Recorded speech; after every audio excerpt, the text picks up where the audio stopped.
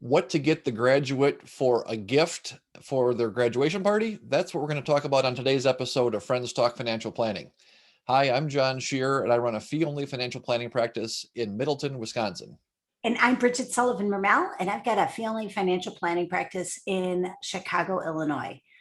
John, graduation parties are happening now, and a lot of people don't want to go empty handed. So we try to figure out what to buy graduates. And I've done some research on gift giving.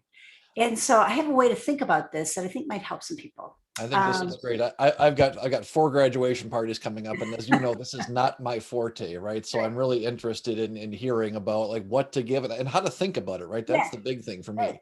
So what advice do you give to folks? Yeah, So if you're older and you are going to a graduation party, so you're like the next generation older than a graduate, the way to think about it is giving the person something that you've got more of than they have. So, for instance, often the older person has more money, and the other thing the older person might have is more experience. So if you go to a party and you are in the situation where you're like the older relative or the godfather or the godmother, etc., and you've got more money than the other person, then giving cash is a great time to give cash.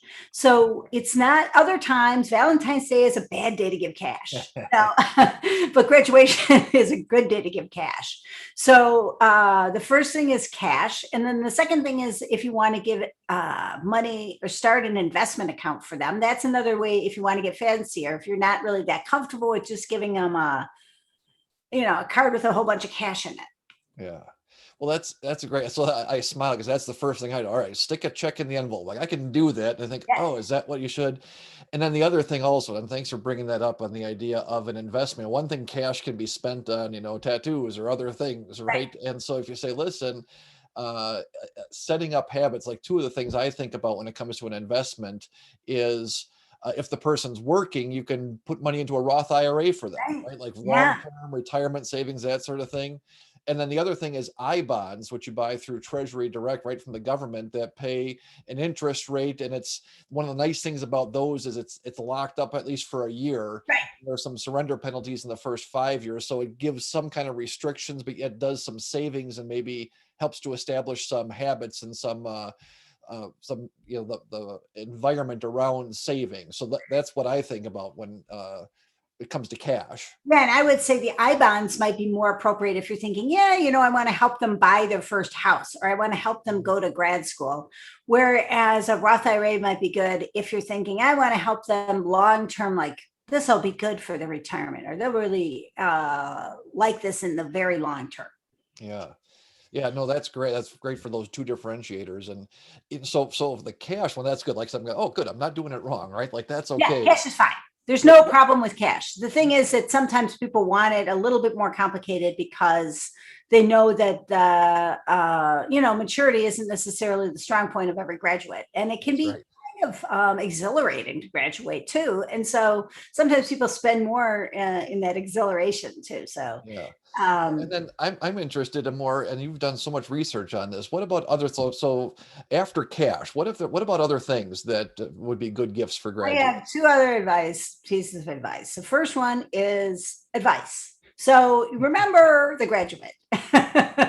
Oh, the movie, The Graduate. Yeah. Yeah, The Graduate. And so revisiting that, well, you can do that if you want. But remember the guy the family friend who says to Benjamin, I've got one thing to say to you, plastics.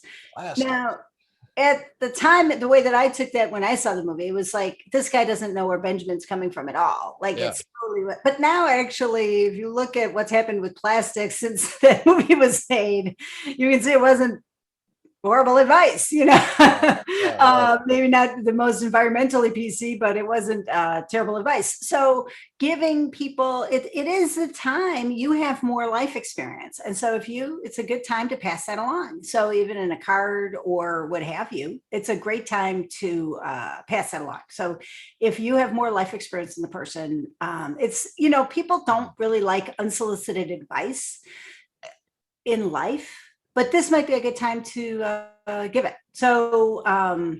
one of those Life landmark lesson. occasions, like one of those occasions, kind of like giving cash on Valentine's Day, inappropriate, right? This is a time when giving advice would actually be appropriate as somebody launches into their next part of their life. Like that's really an interesting thought. Yeah, that's great. And then the other thing I'd like to say is, say you're not in the position to. So say you're a family friend, but you're not, or you're a roommate, something like that. The other thing that I think it's good is like sentimental gifts, that if you've got an excess of caring. So like if you've been helping care for this person, and you want to give them a gift, but say they're graduating from an expensive school and they're going on to make a lot of money, you might not, and you're not in that position, you might not really feel that comfortable or feel like it's necessary to give them a gift of cash, because they're not going to, they're not going to be in need of cash. Right. So in that case, something sentimental and caring is a great idea. Same with if you're a peer, sentimental and caring is great. Like pictures of your time together. I'm sorry, I had to pause because I was thinking about my college years.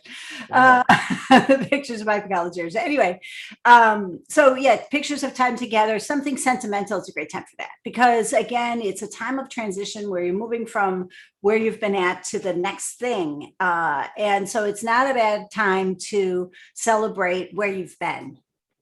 And so that was really interesting when it took you back to some of those pictures. Like, think about how meaningful that is, right? For you and I, college is a long time ago, right? It still has those things. Like, what kind of meaning is in there? That's really neat.